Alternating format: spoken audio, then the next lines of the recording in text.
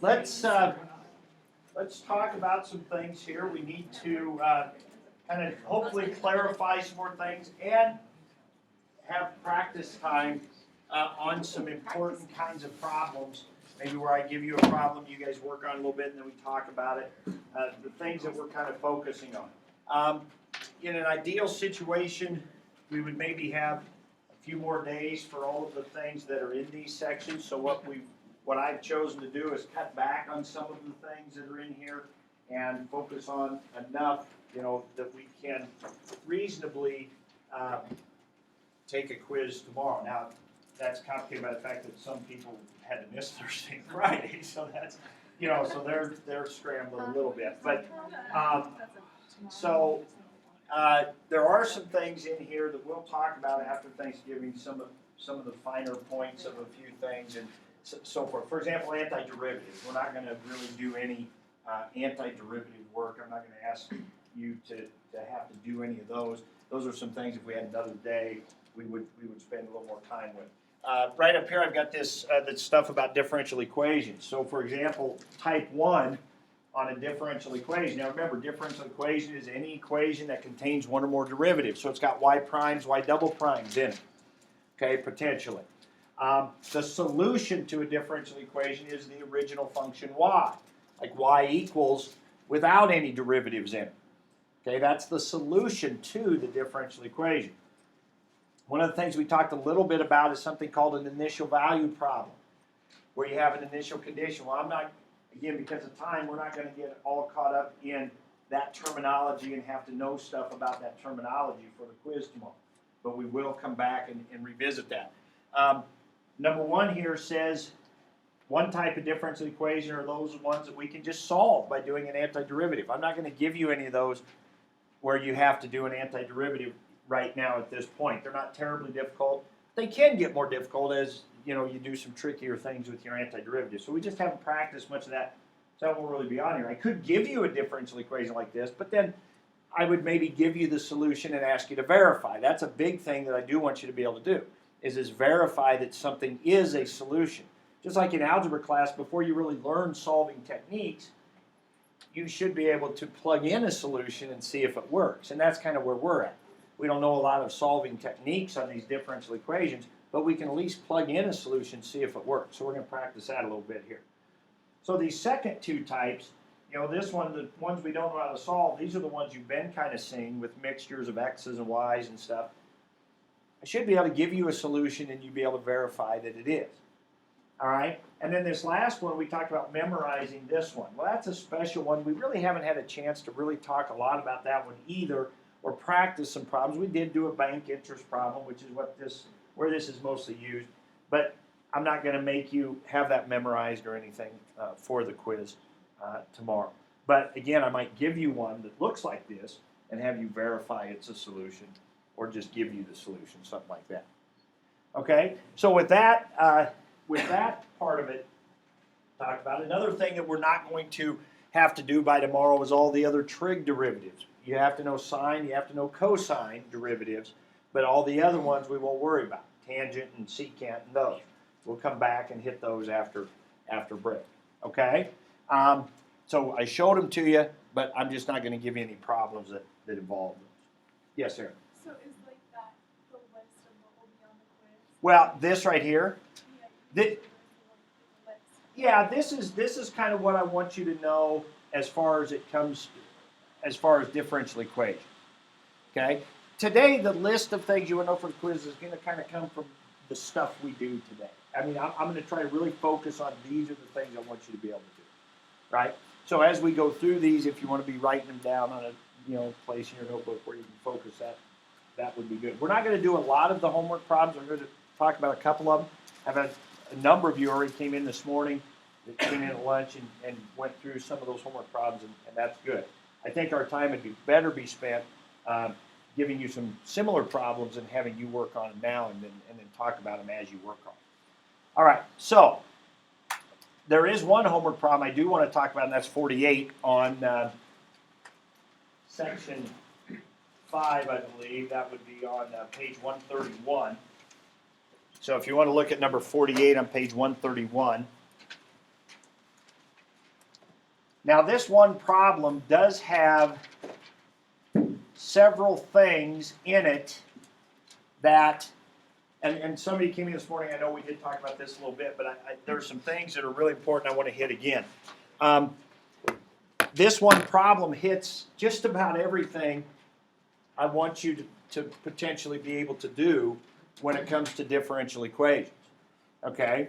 The first thing, and I mentioned this on Friday, is it'd be nice if you could actually write this differential equation from the description at the beginning of the problem. It said that the depth of the liquid, they told you that was y. They said the depth of the liquid drops at a rate. So right when you hear the word rate, you think of what? Y prime. So they say the water drops at a rate proportional to, and we talked about proportional, you just throw in a k, because that's the proportionality constant. So whenever you hear that in these problems, the rate is proportional to, you write y prime equals and then a k. All right? And it says it's proportional to the square root of the depth of the liquid. Well, they told you y was the depth of the liquid. So the square root of the depth of the liquid would be square root of y. So that should be pretty easy to write just from that sentence. So one thing that wouldn't be worth a lot of points, 1 or 2 points, just here's a sentence. Can you translate it into a differential equation? Okay?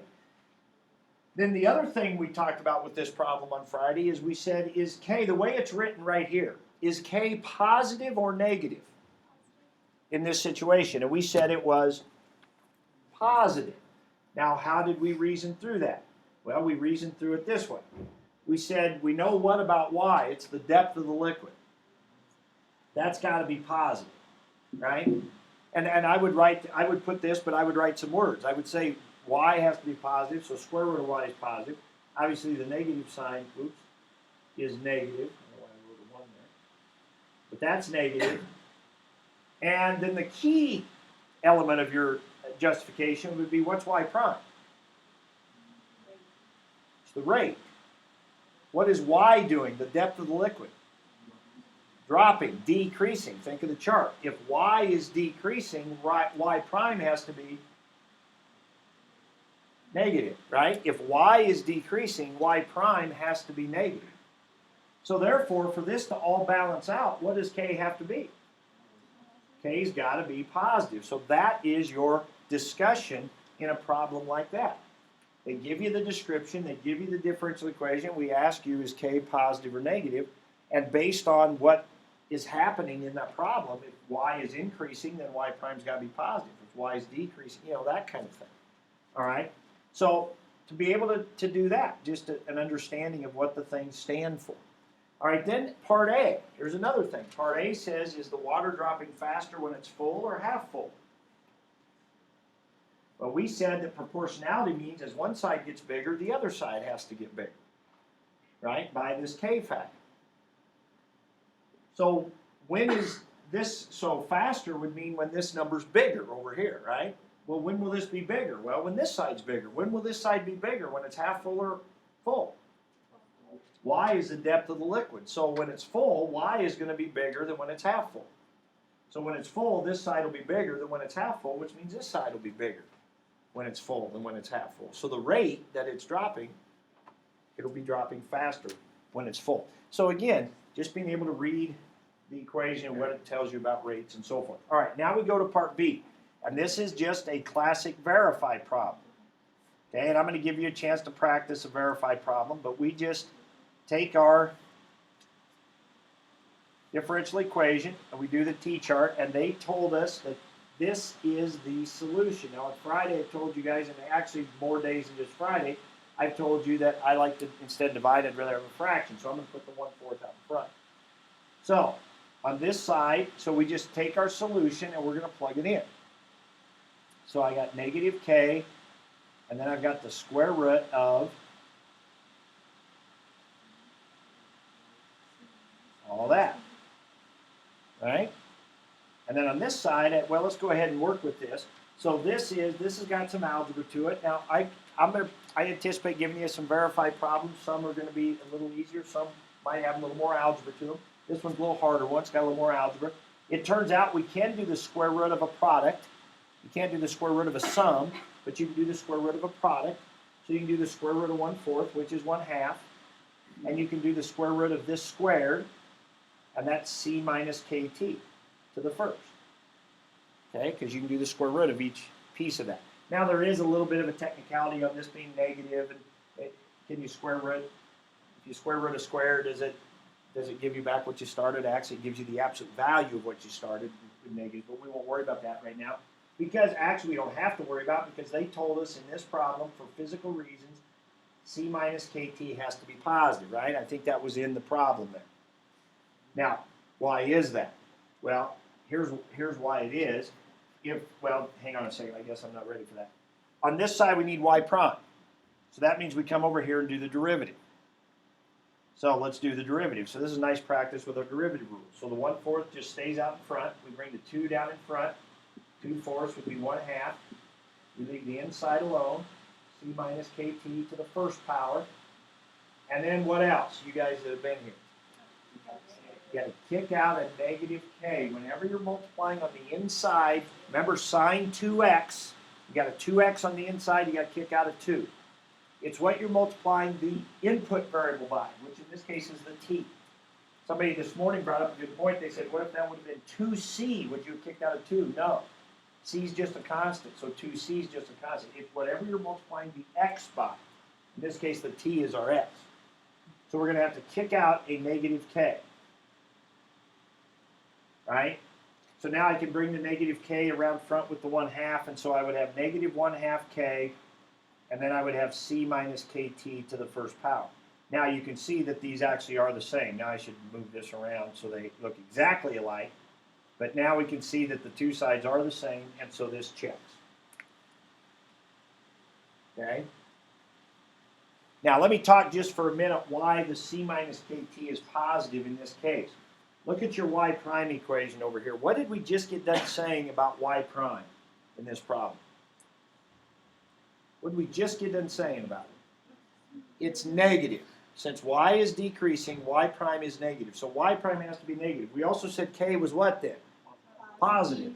So a negative times a positive is negative. This whole thing has to be negative because it's y prime. So what's that tell you? C minus kt's got to be positive. So C minus KT's got to be positive for y prime to be negative, for the water to be dropping. Okay, we're going to come back to that here in a second. All right, so that's why they told us that. All right, let's go on to part, was it C? So now we know, now we have verified that this is the depth of our liquid at any time t. This is the depth of the liquid at any time t. So once you have a solution to a differential equation, you can now use it. So in C, they tell me that y of 0 is 9. Now, what does that really mean? 9 feet of water when? At the start. So they could, instead of giving you that, they could have said in the problem, the tank starts with 9 feet of water in it. Okay? And then you would translate it to this. All right? So all we do is we plug a 0 in, and we set it equal to 9. So we get C minus K times 0 squared. So we multiply the 4 over to there and get 36. We get C squared. C would equal what? Now be careful here. Shouldn't it be plus or minus? It should be plus or minus. Now this is getting into the weeds a little bit, probably more than I'm going to expect you have to deal with tomorrow, okay? Technically, this should be plus or minus. Now, it turns out, because of what we talked about earlier, that it will be just the plus, because look at this. If C minus KT has to be positive, then C has to be greater than KT. What did we say about K? Positive. T is time, in this problem, positive. So C has to be greater than a positive, so C has to be positive. So that there told us that we do not need the plus minus. We can just use 6. Okay, now what did that do for us? Well, that has now made our equation 1/4 6 minus KT to the second power. See, what happened was we now found for this particular tank, the fact that it started with 9 feet of water in it tells us that C is a 6. Okay, but now we still need K. Well, what's K? Well, remember, K was this constant that affected how fast the water was dropping. So C was just a constant that had to do with how much water it started with. But now they tell me that y of 20 is 4. What's that mean? 20 minutes later, it was down to 4 feet. Well, if I know what it started with, and I know 20 minutes later how much was there, that tells me something about how fast it's dropping. So that's going to help me find K. So now I plug a 4 in for y, and I plug a 20 in for t. And I solve that. So I multiply there and I get 16. Here I would get 6 minus 20k squared. I'm going to square root both sides. Oh, and I got this same issue. When I square root that, I get plus or minus 4. But wait a minute. Isn't this right here the c minus kt part? What did we say about c minus kt? It has to be positive. So once again, when we do the plus or minus, we know that we only need the positive one. Now we subtract 6. Let's assume this was a no calculator problem. Okay, if it was a calculator problem, we could be doing some calculator solving here if we wanted to. But let's assume it's no calculator. So we get k is 1/10. So what that tells us, got arrows going all over the place here. Now I know that my equation that I started with at the top of the page is now 6 minus 1/10 t all squared. So now I know this is the depth of the water at any time. Okay? And then they ask what? Show that it takes 60 minutes to empty. So you do what? You plug a 60 for t and see that you get 0. Or the question could have been, when is the tank empty? Then you'd have put a 0 and had to solve it, right? Put a 0, multiply by 4, still 0. Square root, still 0, right? And then you would solve it, and it would come out 60. Or they might have said how much water was in the tank at 40 minutes. And so you put a 40 in for t and see, right? So once we know the solution to the differential equation, we can now answer a lot of questions about the situation, which just involves now plugging numbers in. And that part should be not too bad. Okay, so we've done a lot in this one problem. I'm probably not going to give you one problem that's got all this stuff. This would be maybe 3 separate problems. You know, here's one where you verify a solution. Here's one where I give you a solution and ask you to plug a few numbers in to find some answers about the situation, right? Is K positive or negative? You know, those could all be separate problems and separate differential equation problems. Yes, Aaron? This last part was like an An IVP. An IVP, yes, is an initial value problem, which just means it's a differential equation with some initial conditions given to you so that you can plug them in and find like C's and K's and stuff like that. The whole thing was that way, or just this last section? Well, the whole thing, yeah, just this last part, really. Just this last part where they give you the initial conditions. Yeah, the whole key to an initial value problem is the word initial. They give you initial conditions. But again, don't worry about, I'm not even going to put that terminology on the quiz tomorrow, just to not mess you up. Would T be limited to 0 to 60 then?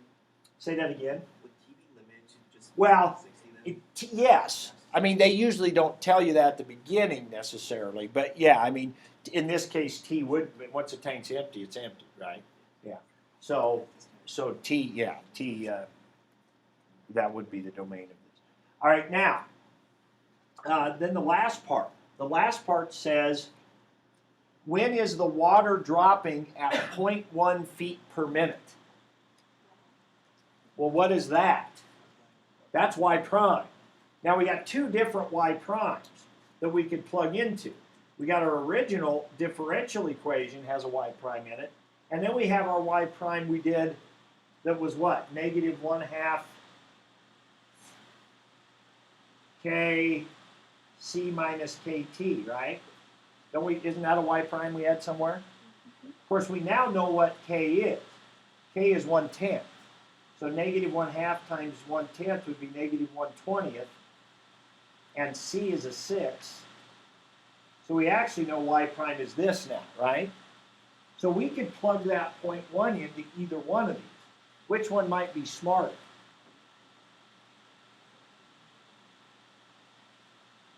What do they want to know? The time. Doesn't it say the time? So would we want to do this one where it's got T in it? Find the time when it's dropping at 0.1 feet per minute. So why did we use that y prime instead of just taking the derivative of the equation we made for the Why say that again? Now I'm not following. why didn't we just take the derivative of the y of t that we just wrote? That would, yeah. Yes. Oh, yeah. Why not? I mean, you're right. Why go back to this one and then plug the c and the k in? Why not just? I do have this one, so why not do y prime right here? Bring the 2 down in front. That'd be 1/2. Inside stays the same. Drops to a 1. Got to kick out a -1/10, right? And so that would be -1/20. So that would end up being this same one, right? Yeah, that'd be fun too. That'd be fun too. But now here's the thing I want to make sure you understand. This would be wrong to plug 0.1 right there. Now, I'm being a little bit misleading. It's just barely wrong. Just barely wrong. It's really, really good, except for what? What did we say way back at the beginning about y prime? It's negative, right? So that's going to be tricky. They tell you that the water is dropping at 0.1 feet per minute. The fact it's dropping means that's a negative 0.1. So when you plug it in here, you've got to put a negative on there. Now what will happen is your t will come out negative instead of positive. You'll probably figure it out then. Okay, and then you would solve this from here. I think it comes out to be 40. And we could do this. Somebody in the air class said, would we have to do that without a calculator? I'd say, yeah, it works pretty nice. Multiply by -20. 20 times 0.1 would just be 2. Move the decimal one place, right? And then you get this. Or you could distribute that through if you really like fractions. But, you know, subtract the 6. I mean, you could do that. That would work out okay. But then you get this, and so you get t equals 40. Okay, so at 40 minutes is when it's dropping at -0.1. So that's about everything you want to be able to do with the differential equation, all kind of wrapped into one problem. I wouldn't give you one that involved, but each of those individual things you might be asked to do. So while we're on that, let's practice a little something here. Let's look at, whenever you turn to page 129, and let's do number 26. Page 129, number 26 is just a basic verify something is a solution.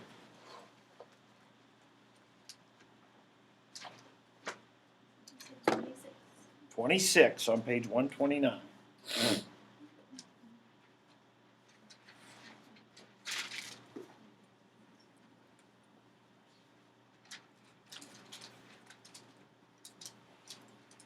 On our assignment today, we had 23 and 24, okay, which were just like this, just kind of run-of-the-mill, verify something is a solution.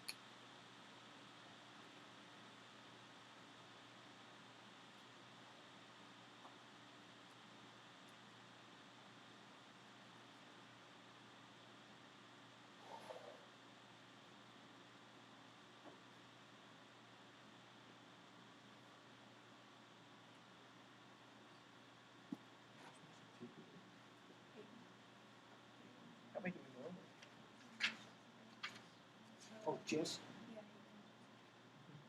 Carly. Okay, that's right. Jesse. All right. All right. Okay, so I've got, here is our differential equation. Here's our proposed solution. We plug that in to our differential equation, show that the two sides are equal. So put the t chart there in my differential equation. Y prime is simply 1. So x times 1 plus 1 squared minus y, which is x plus 1. And then a little bit of simplifying.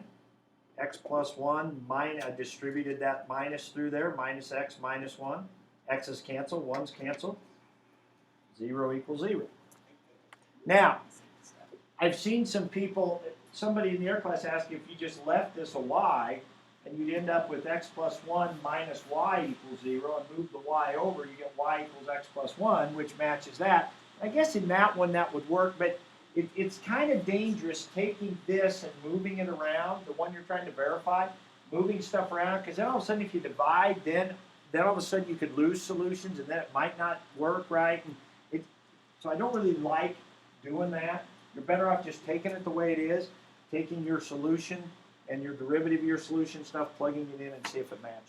Okay, now, a couple you might jot down on that page that I don't think we've done. Maybe we did 23 earlier the other day. Oh yeah, that was on today's, wasn't it? 23 was on today's. 23 and 24 were on today's. 27 would be another one there if you want to do one for homework or later to try.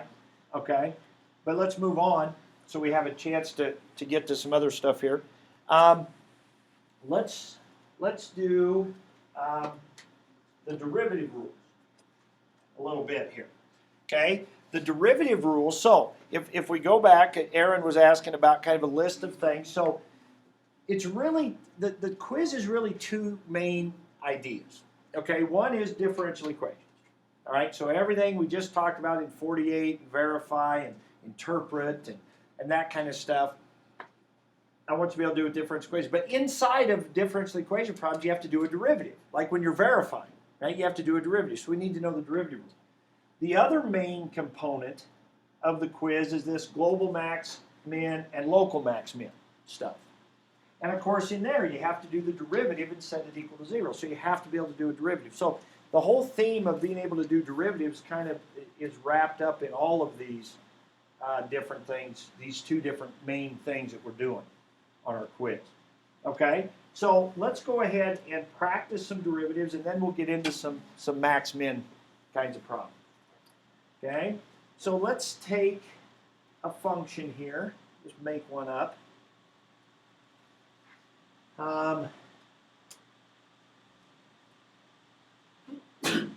We had kind of a doozy in the other class. Let's see if I can remember what it was.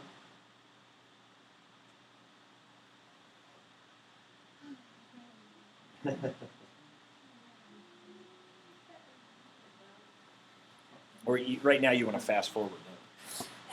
I would actually probably fast forward and like look at this solution and then like figure it out. And then go, yeah. All right, plus. Oh gosh, it gets worse. Oh, we're going to keep going here. Plus 19. Oh gosh, stop. All right, I'll stop What are you- right there. What are you Stop. doing? Stop right there. Are you recording class today? I'm What recording if you it. had to run out of room? If I hadn't have run out of room, we could keep on going. No, you should have. But you can do that. It's plus, I mean, it's plus minus in between, which means you do each one individually, right? So it's really 4 in 1, right? We're going to kill 4 birds with one stone. All right. I think you're killing you. Okay. Look, 4.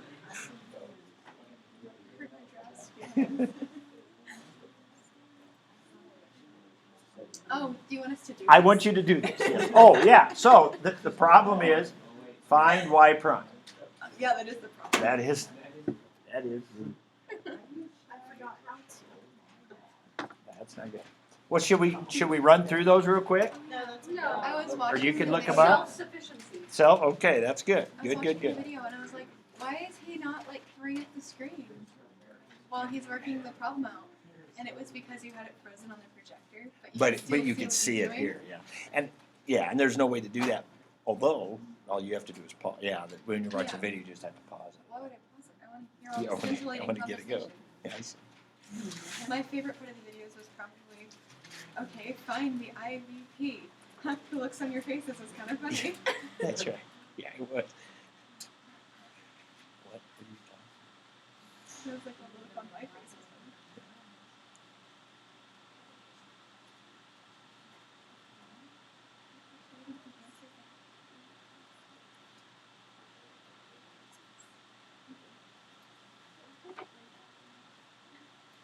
I remember the 45-second stretch.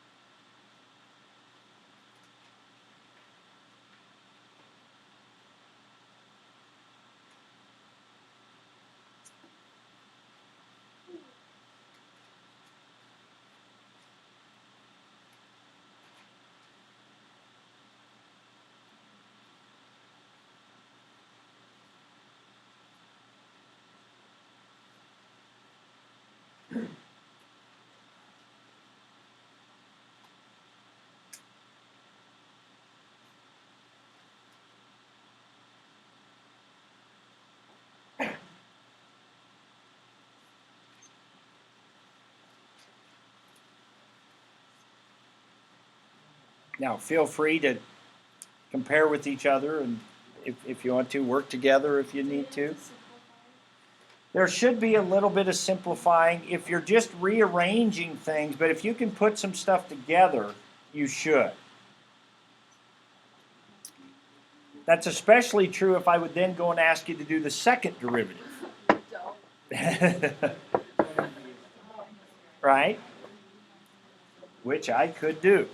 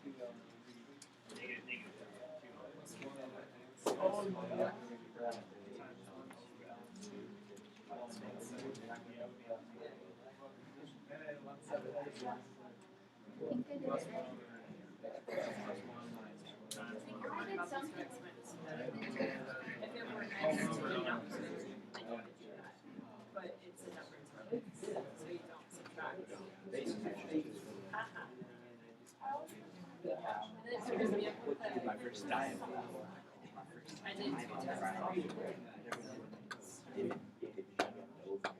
I don't suppose those tricks are for us.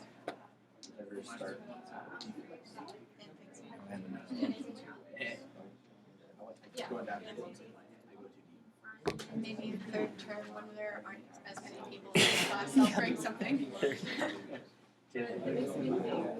I don't know. Maybe everybody will hang in there.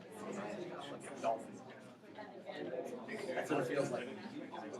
You're allowed to We do it, I usually guess. have some people switch too, because of their schedules. A lot of times people go from second to third. I've heard that. It's gonna Last year we happen. had a bunch, but I'm not sure if we have very many this year. Okay, how we doing? Are we ready to see it? Okay, I'm going to put it up here. Well, that was There you go. Woo! Oh, crap. Same difference. Oh, yeah. I didn't really.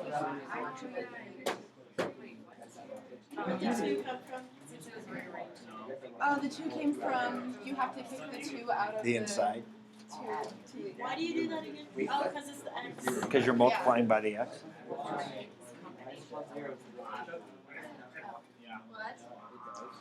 Are you okay? I didn't combine the 2 with the LN3. Would you give That's me what's okay. on? Yes. Why is that 0? I have that same question. Because it would have been the 1 over the natural log. Well, Is that what we're talking? Oh no, never mind. That's the wrong thing. all right. It's just a number. I did, yes, I did trick you on the last term then. ln7 is a number. If it was ln7x, that's a different thing.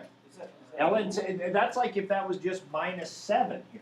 Derivative of 7 is 0. Derivative of pi is 0. Derivative of e by itself, e is just a number, 0. That was a kind of a trick, right? ln7, but it proves a point. I mean, the derivative of a number by itself is 0. Now, that led somebody in the other class, and I know this won't be on the video, but somebody in the other class said, well, what about here when you do the derivative of that? When you do the derivative of 3 is 0 and it wipes out that whole thing. Well, that's not the rule. When you have a number in front of a function, what do you do with that number? It just stays there while you do the derivative. That's a different thing. But if you have a number by itself as a term, when you do the derivative, it's 0. So the derivative of ln7 is 0. A lot of times, if that's on a quiz, I've seen that on quizzes where people put 1 over 7 there, and it wouldn't be. It'd just be 0. All right, so let's go backwards here a little bit. Bring this down in front, drop it to a 5, kick out a 2. The 6 and the 2 should get put together to make a 12. Again, if you have a number multiplied on the inside times x, when you do the derivative, that gets kicked out.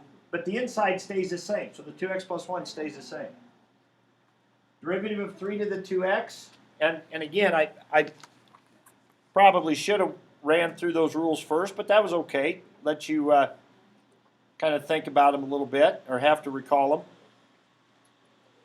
The derivative rule of b raised to the x is b raised to the x, kick out an ln b. So in this particular problem, we have 3 raised to the 2x. We have 3 raised to the 2x, kick out an ln3, but you also have to kick out the 2. Because you're just like the 2 you multiplied in here, the 2 multiplied by the x kicks out there. And you cannot bring this 2 around and multiply it by the 3. Okay? We had that discussion in the other class as well. It's kind of like this. If I had 2 times 3 squared, what does that equal? 2 times 3 squared? 18. Is that the same as if you took the 2 times the 3 and made that 6 squared? 6 squared is 36. It's not the same thing. So you cannot multiply this 2 in here times that 3. So I just rearranged them. Now this one, I don't care if you do that. The 6 and the 2 to put together to make 12, you should do that. But here, if you just want to leave it like that, that's fine. Now, the reason I like bringing that around front like this is if I was going to do the second derivative now, this would just be a number that would just hang out here in front. And then I would do the derivative of this, which means I'd kick out another ln3 and kick out another 2 to go with those that are still there. Okay? Move on to this one. The derivative of a log, and I just had that up here a second ago. The derivative of a log of x is 1 over x. Tack on 1 over ln of the base. So, log, this is the x right here. So that's, instead of 1 over x, it'd be 1 over x plus 1. Remember, we said the inside always stays the same. This is the inside. So when you do the 1 over, it stays the same. Then you kick out a 1 over ln2. Keep.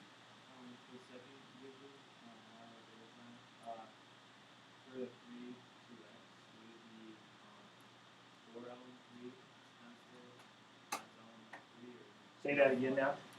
It would be, here's what it would be. This is just a number setting in front of this function. So the 2 ln3 would just sit there.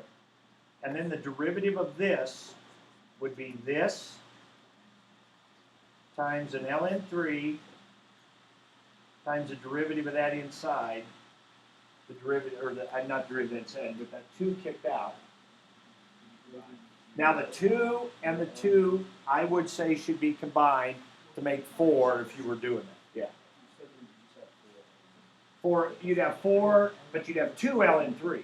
You could do ln3 squared if you wanted to. Yeah. And you guys, again, because of the time crunch a little bit, we'll be doing, as we get close to Christmas, a big derivative test where this is all we do are these kind of things. these derivative things. And I'll get a little pickier about how I want you to write these. Right now, to be honest, if you had it written like this, as a matter of fact, I'm guessing tomorrow in the quiz, if you have the 6 and the 2 and don't even put them together, I'm probably going to count that right tomorrow. Okay? These words, I don't like these. I know, little you're things. right. I'm going to count that. I'm not going to count off for that tomorrow. Thank If you have the 6 and the 2, and don't put them together, make 12. It's our first crack at this, and so I'll get pickier there. Yeah. I'll give it. You don't need those other tricks. So derivative rules for tomorrow. And I got another one I want to give you here. Another practice one to do. But here's the basic derivative rules. I'll just run quick through. This says if you have a number in front, it just stays there. This one basically says the inside always stays the same. Right? We've talked about that a lot. This is the one that says if you got a number multiplied by the x, it kicks out, and the inside still stays the same. We talked about our power rule. E to the x is just e to the x. Other things to the x, like we just practiced, we tack on the ln. Ln x is just 1 over x because it's a special base e. Other bases, like the one we just practiced, are that. And on the trig ones, you only have to know sine and cosine for tomorrow. You don't have to do these other ones. Okay? Just sine and cosine. All right. So let's do one more. Let's do one that's got some sine and cosine in it.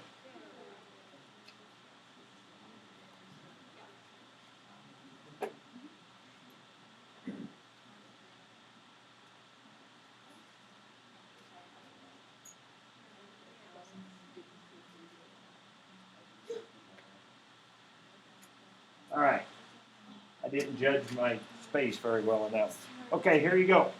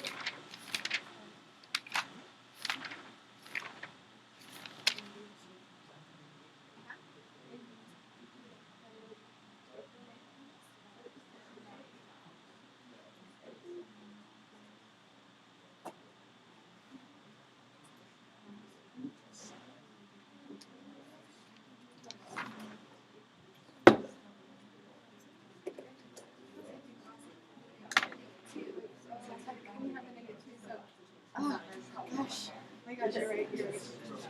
It's like change it back to it. Yep. So it's gonna be. It is.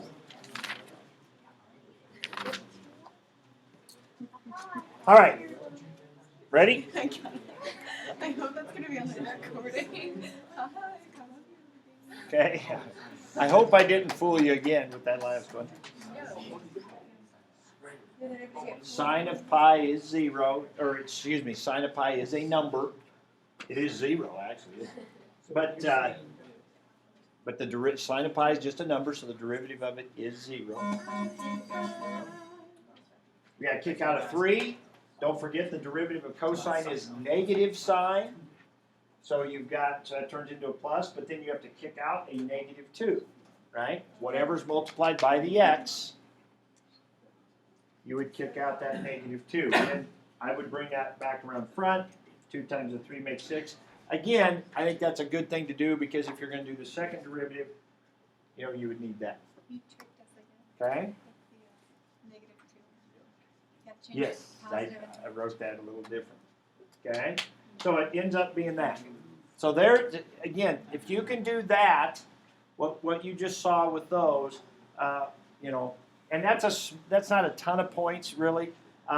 So there's going to be more of the verifying, you know, and those kind of things on difference equations. And now let's get into some of the chart and the max min stuff and use the rest of the time to practice that.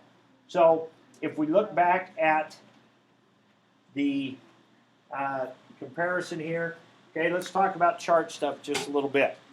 That was on the last quiz, right? We were doing polynomials. Our focus now is going to be trig, doing the trig. So I want to do a no calculator and I want to do a calculator trig. On the website, I have, it's underneath the class videos, it says max min videos. And so there are some max min examples, but we've done quite a few of them too. There are some worked out examples there with some trig as well. So let's talk about the chart stuff, which is your local max min, right? Chart stuff is local max min.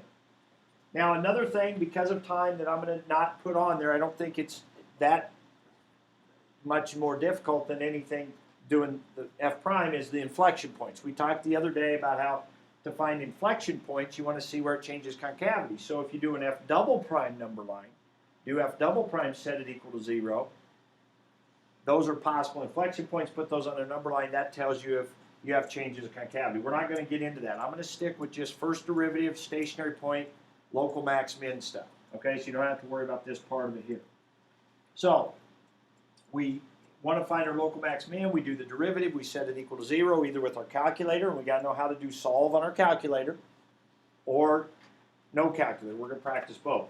You do the number line. Whenever you do the number line, you got to do the whole thing with F prime changes from positive to negative, so therefore F changes from increasing to decreasing.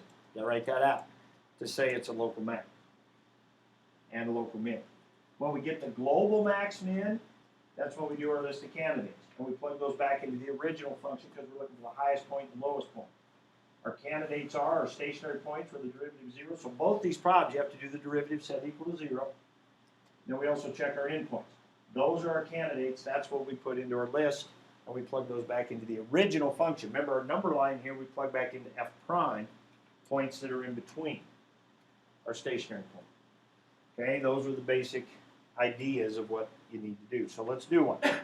This is a problem I just kind of made up, but this is similar to, we did it in class the other day, I think 37.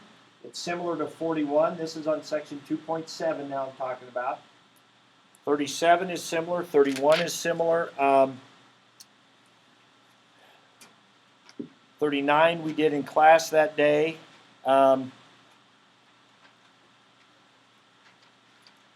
38 would be another one if you're looking at ones to go back and look at or ones to do for practice.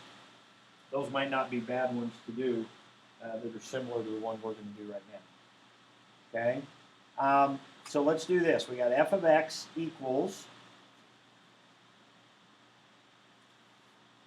x minus 2 cosine x. Let's do local max min. Now we could just as easily be asked to do global. This is a no calculator now. This one is a no calculator.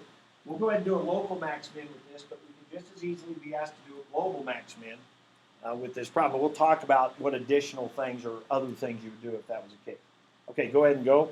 Work together if you want.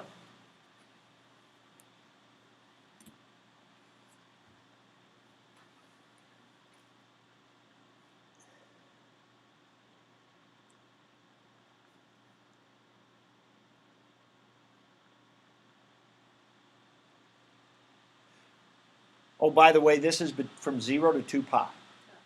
Yeah, sorry. 0 to 2 pi. 0 to 2 pi.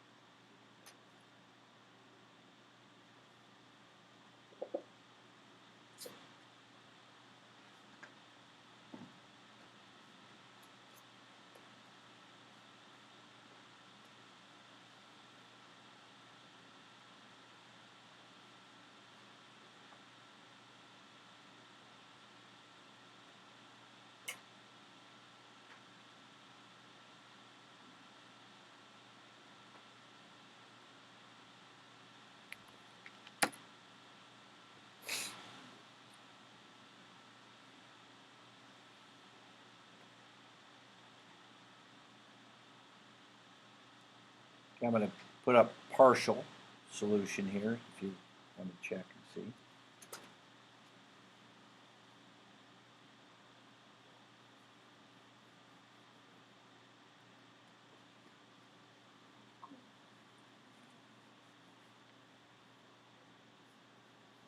Now, as you're going here, let me make a comment. I think I said this the other day, but if you, your stationary points should have been 7 pi 6 and 11 pi 6. Okay. Now, if you did not get that, if you got 5 pi thirds and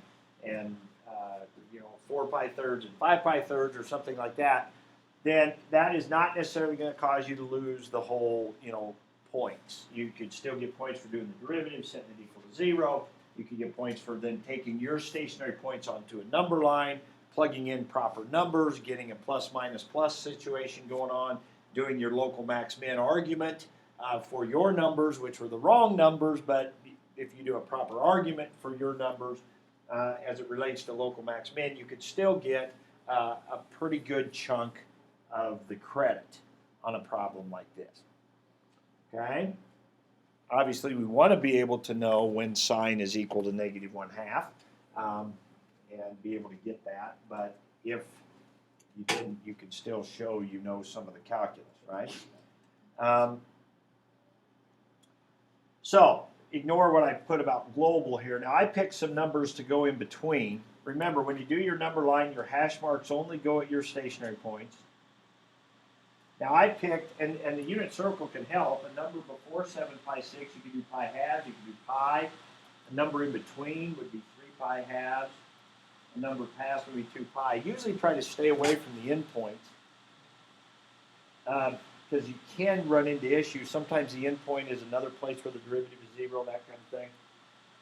So sometimes it's good to stay away from those, but that won't really be an issue for you guys now. And you have to be able to then go back and plug those in, and I'm going to put a black box around this. This is where you want to go back and put it into. Okay, this derivative right here. Okay. Somebody in the other class had asked something, or maybe it was in this class one time, and asked about solving, or where do you plug it back into? In the last quiz we did some factoring, and then we plugged it into that. That'd be okay. But as long as you haven't divided through by a negative. For example, if you divide through by a negative, now all of a sudden your derivative will be positive when it should be negative, and negative when it should be positive. You know what I mean? And then your number line will be negative. So you got to be careful with that. All right, so I think this ends up, if we put pi halves in here, sine of pi halves is 1, times 2 is 2, plus 1 is 3, so that's positive. I think this comes out negative, and this comes out positive. You can't assume it'll always alternate, though, right? Sometimes we get flat spots. So you do need to plug those numbers in. So now you would go through the whole thing with local max min. You have a local max here, have a local min here, go through your reasoning.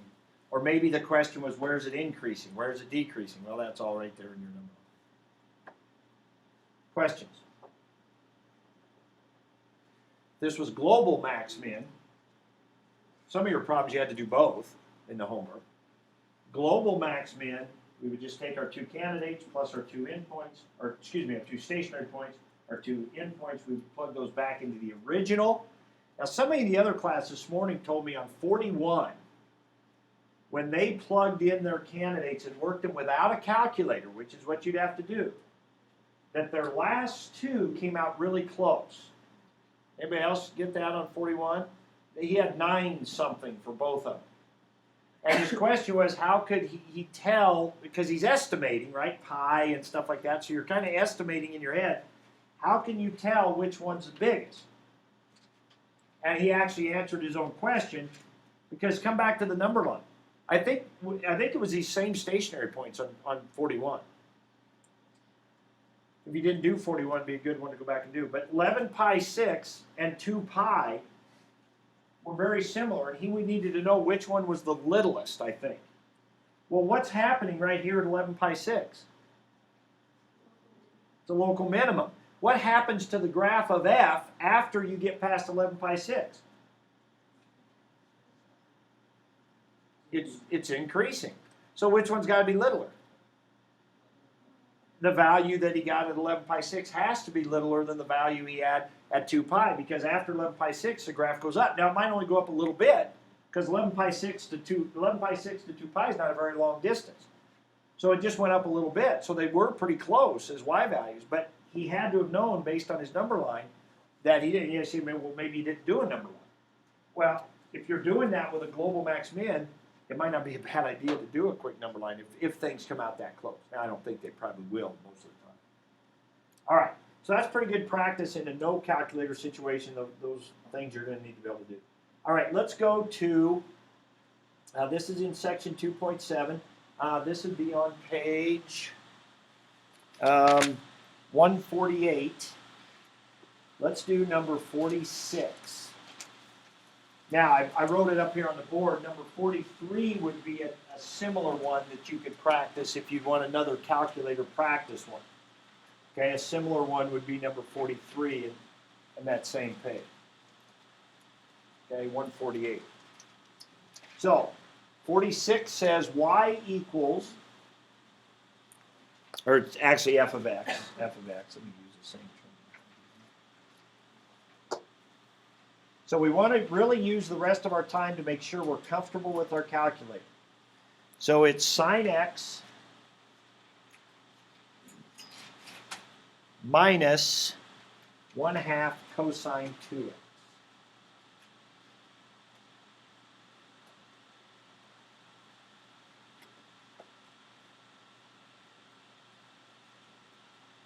All right, so go ahead and get your calculators out.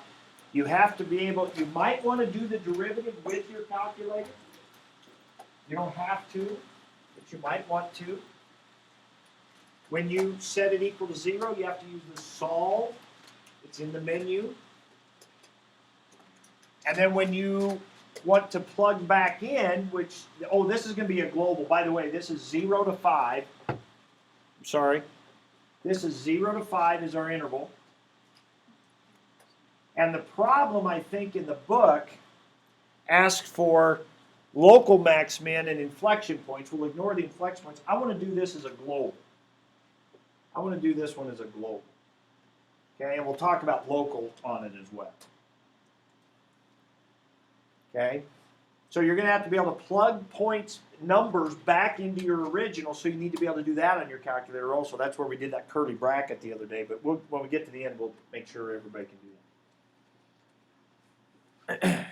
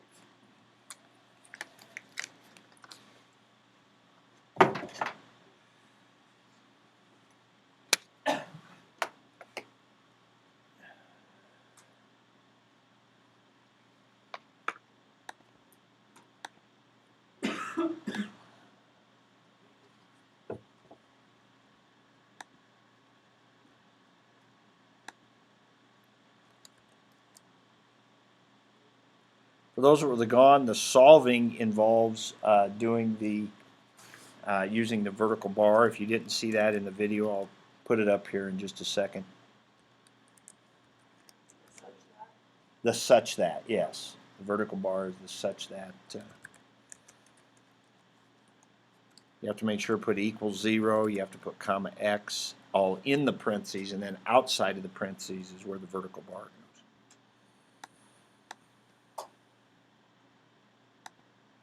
And you, that could be. That could be because the vertical bar is where, and I'm doing it up here. You can see it right now. The vertical bar is in control and then equals that vertical bar right there. And then, oh, I'm timeout. I'm mixing up my stuff here. I was talking. I was doing my derivative first.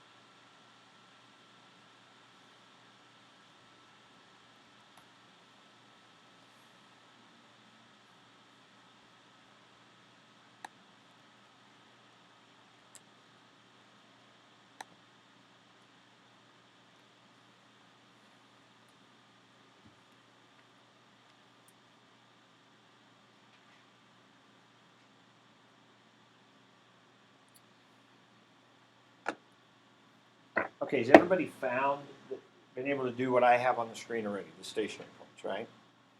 Okay. Because global max min, that's where we go, right? We need stationary points and endpoints. You're almost always given the endpoints, and we will be for what we're going to do. And then you need station points, which is the derivative set equal to 0. With the calculator, that's pretty easy. The calculator will do the derivative for you. You don't have to use the calculator to get the derivative. You can do it yourself. But the derivative is found in the template next to the 9. Okay? And then we want to set that derivative equal to 0. We want to solve it between 0 and 5. Now, let me throw out a couple of things here with the calculators. I want two things. I want you to understand the concept of what you're doing. Derivative set equals 0, whatever. But what's that mean? We just saw it without a calculator, it means unit circle. Last quiz, we saw it meant factor and be able to solve those things. With a calculator, what's it mean? Well, it can mean a few things. One is to use this solve feature with the vertical bar. And we get these three values. Okay, and so we write them down, and so your work looks much like this. Derivative set equal to 0. There's no other work you have to show. You can go right down to writing these things that your calculator gave you. Now, 3 decimal places is what we want. We might want to keep track of more than that, though, and I'll show you why here in a second. And that's when we go to plug in for our outputs, right? We now need to plug these into the original. Now, How are we going to go about that? Well, we showed several ways on the calculator yesterday, but let me back up a second.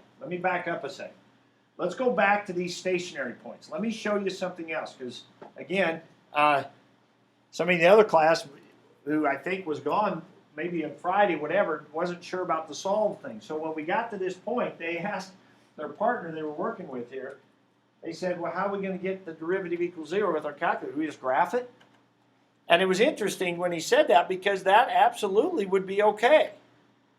I could come over here into my graph screen. Now somebody help me out. What was the derivative? Sine x, no, cosine x plus sine 2x, right? Now, I could graph the derivative. I only care about it from 0 to 5. I only care where it's 0, right? This is a derivative now. I want to know when the derivative is 0, so I only care about the x-axis, so I'm going to go -3 to 3 on my y.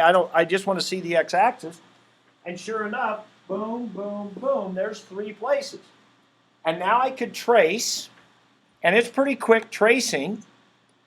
You know, if you don't like that whole vertical bar business, and right there's a 0, 1.57108, right? There's a 0. And then this other one was over here at 3.665. We could do it with a graph, right?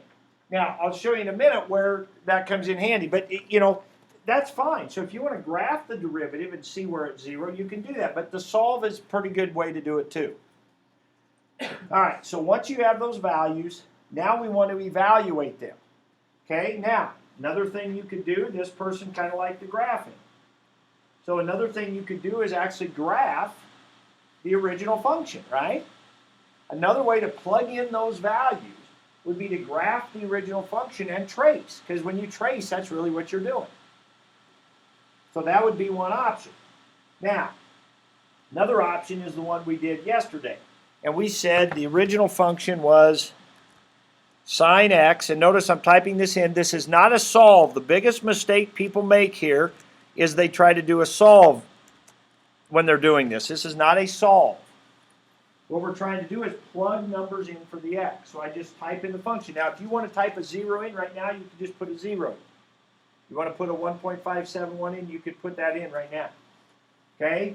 What we need to do is put those 5 numbers in, right? So you guys that were here Friday, remember how we did this? First, we put a vertical bar. So we put the function, we put the vertical bar, then we type x equals. Now, I don't want to make this so hard that you screw this up doing a simple thing, which is just plugging values into a function. So if this part is confusing you with the bar and all that stuff here, then just plug each number in for the x as you go. Don't make this harder than it needs to be. But kind of a cool shortcut here is we can go vertical bar, x equals, and then if you hit control and right parenthesis, it'll give you these curly brackets. And what the curly brackets let you do is plug in, because since you said with x equals or such that x equals, it's going to let x equal each of those things you put in the curly brackets and plug them in and give you answers. So I can now go 0, comma, 1.571, comma, 3.665, comma. Now, to be honest, if I was doing this on a test, 712, comma, that was the last number, 5. If I was doing this on a test, I probably would have plugged in about 5 or 6 decimals instead of just 3. Because I want my final answer to be accurate in the third decimal place, and sometimes if I don't, you have a few more extra decimals, it might not. Word of caution, usually you're okay, but it could happen. So we get -1/2, ooh. That would round to -1.5, which would be okay. -0.75 looks like. And these are the different values for your global max min. And then you could, scroll over. And that gives you your list of candidates. Of course, you then have to transfer those over to paper. Oh, I don't like that. I'm going to hit Control Enter. I'm going to go up here and grab that again and hit Control Enter. So I get decimals. There, that's better. Okay, so negative 0.5. So now I get decimals instead of.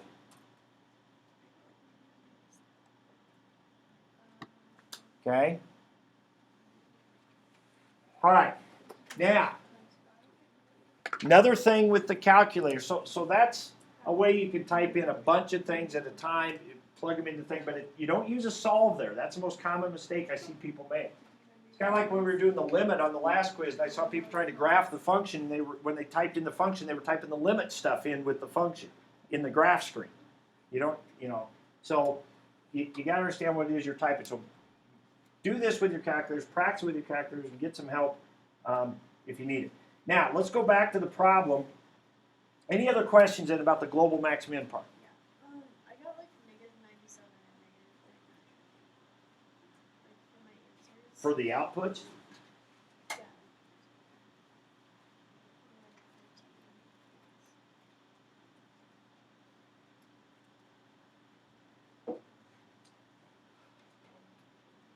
That's weird.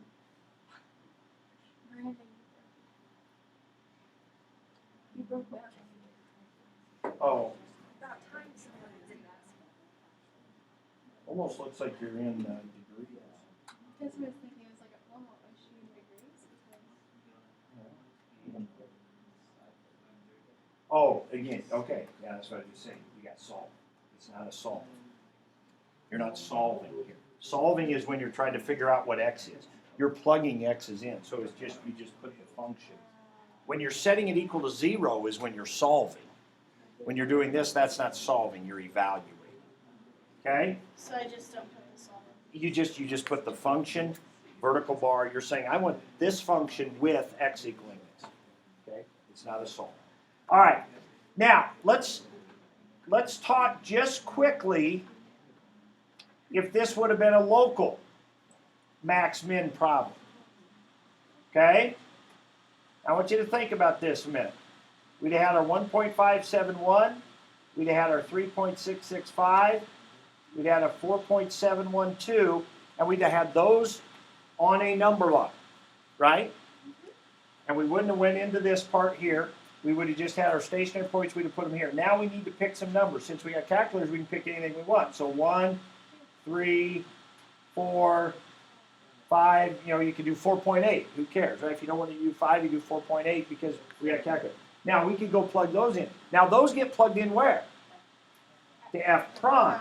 So you could, now you got two options here. Let me show you. This is where I think the graph's really cool.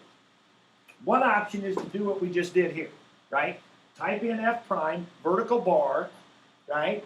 And with x equals 1, 3, 5, whatever. Put those numbers in, but it's F prime you're plugging into, not F. But you can use the same concept, and you can see if you get a positive, negative, whatever. But the graph, I think, is really cool. This is F prime. This is your number line, right? What's this tell you about F prime? Positive, negative, positive, negative. So now, to be honest, I would not then graph that. I wouldn't graph that on my paper. I would just look at it, and then I would just come over here. I would still put a number line. But I don't even have to plug those numbers in. I mean, how am I going to know if you plug numbers in or not? I don't care if you plug numbers in or not. I just want you to get those values, okay? But so you could put a number line. I would still put the number line because then you could just use it, and it's quicker to draw than the graph. So I would still put your number line, but a quick graph might be faster than plugging in those numbers. That's totally up to you. But if you can really see how either one of those would work, you're really getting the concept of what's going on. So positive, negative, and now you got your local max min and all that stuff that you need. Okay? So plug the numbers in to F prime and get them, or look at a graph of F prime and see what it's doing. Tells you the same information. Okay. So with that, you could, like I said, number 43 would be another one that would be very similar to that on that page, which would be another calculator one to practice if you want. that's pretty much it. I mean, that's really the quiz kind of stuff. Verifying with the differential equations is important, and the stuff we talked about with 48, just be able to interpret one maybe, that kind of thing, but to verify is a big part of that. And with the T-chart, the max-min with and without a calculator, and then of course your derivative rules, which is kind of embedded in all that. Plus there'll be a couple problems probably where you just have to do a derivative. That is what I want you to be able to do tomorrow. Okay? All right. You got 8 minutes. Yes, we got to buckle down here for 24 more hours, and then no homework, no Sounds nothing. like 24 hours sounds like such a short time. Yeah, I say that we have a pizza party tomorrow.